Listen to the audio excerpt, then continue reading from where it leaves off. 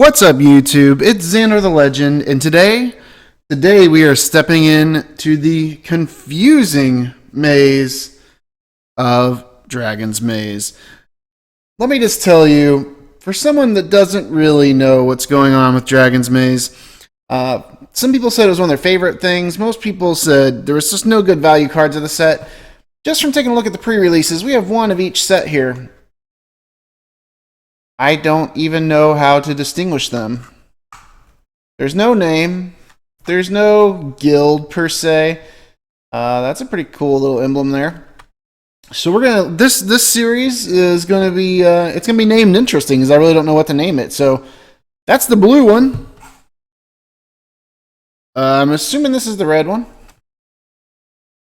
The Fist of Power. Plains. And maybe, I don't know, reddish, greenish something? I don't know.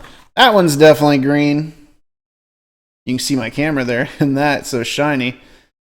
And that appears to still be green. And then, well, you know, what's this? Is this a black one, a red one? I don't really know. It appears to be black and white there. So what we're doing today is going to open up these pre-release kits for 1 week at a time, or one couple days at a time, and go through the whole entire Dragon's Maze pre-release series. So with that being said, let's get it started.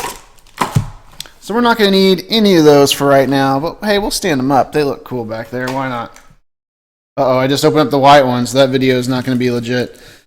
Okay, so it appears you have two different seeded packs, and then 4 packs of Dragon Maze in each of the pre-release kits, from what I can tell. And let's get started with the blue one. So this one has blue-white land and a blue-black land. I believe this first seeded pack is a Return to Ravnica, is what it appears to be to me. Definitely like the way they're doing the pre-release kits now compared to the way they were, because this is kind of different. The second card back is going to be our rare or mythic, it appears, which we got a Sphinx of the Chimes, 6 mana, 5/6 of flying.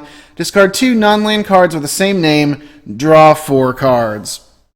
So that's a rare. We got a couple uncommons here, a Fairy Imposter, Azorius Charm, an Arrest, and then I believe everything else is going to be a common. And then we have a Gate Crash pack,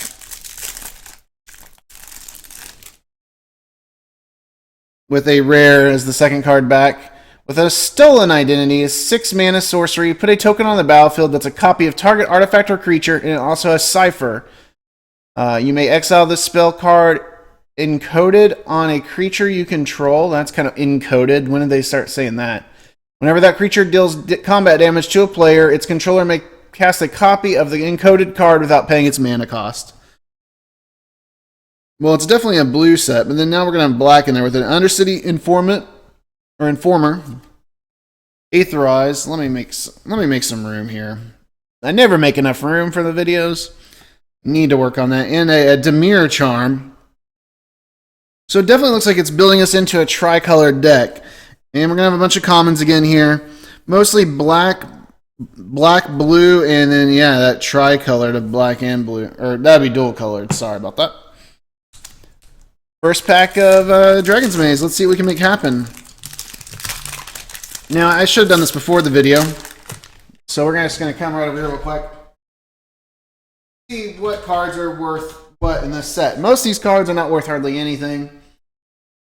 But there's one card that's worth something. If I remember right, there's one card. And that's pretty bad if you only have one card that's worth anything. But that's just the way it goes sometimes. You get these really cheap. Yeah. We have a Voice of Resurgence, is an $18 card. Ral Zarek is about a $6 card. Everything after that is about $3. Master of Cruelties, Progenitor Mimic, and everything after that's pretty worthless. So not very many money cards at all in this set, like I mentioned earlier, which is why a lot of people don't really care for it. As always, we'll skip over the commons, go over the uncommons, and talk about the rare. Our first uncommon is a Scab Clan Giant. Bronzebeak Moa. I like the double cards, actually. Down and Dirty. And our rare is a Pontiff of Blight. So it's probably worth like 5 cents. 6 mana, 2/7 with Extort. Whenever you cast a spell, you may pay Plains or Swamp. If you do, each opponent loses 1 life and you gain that much life. Other creatures you control have Extort. Huh. And I'll tell you what, that's a cool looking land. You would think that'd be like a fetch land or a, I don't know, whatever you call the other ones. I don't even know. Let me know down in the comments below what you call the other lands. I think they're like fetch lands and scry lands and something else. I don't know. Awesome artwork, but unfortunately it's just a normal card in a night token. So the real question is going to be, out of 5 of these pre-release packs, are we going to be able to pull cards to get our money's worth? I think I paid $8 a pre-release pack for this. Maybe a little bit cheaper, I can't remember. Gruul War Chant is the first uncommon. Ascendance Law Mage. War Leader's Helix. And an Advent of the Worm. 4 mana, 2 forest, 1 plains, 1 uncolored, instant ability. Put a 5/5 green worm creature token with trample onto the battlefield. Now, see, you would think, yeah, he's worth 73 cents. And a Kolgari Guildgate. I like the dual colored lands. Always liked them.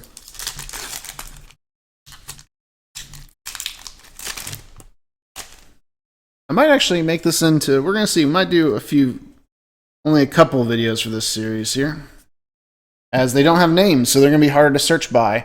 Our first uncommon is a Toil and Trouble. Another Bronzebeak Moa. Rot Farm Skeleton, and our rare or mythic is a Gaze of Granite. X, 2 swamps and a forest. Destroy each non-land permanent with converted mana cost X or less. I mean, you gotta love removal cards. And we got a premium Ubal Sar Gatekeepers. Just a common card, nothing great. And a Rakdos. All these lands, look at those. I mean, that is... Man, they look so good. And our last pack to build our pre-release deck for the Blue set. I guess that's how I'm going to name my videos. It's just going to be Dragon's Maze Blue. I guess I didn't really put too much thought into that, but I really don't know a better way to label them. So, another Toil and Trouble. A Putrefy. Cordonza Gorgon. And our last rare mythic for this pre-release set is going to be Excava Rakdos Blood Witch. Man, that looks like a freaking mythic. That looks awesome. 2 uncolored, 1 swamp, 1 mountain. For a 3/3, first strike and haste, has Unleash. You may have this creature enter the battlefield with a +1/+1 counter on it. It can't block as long as it has a counter.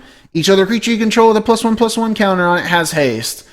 Well, that's, I mean, I don't know. That seems like a pretty good card to me. And the Blood Witch is just a really cool name.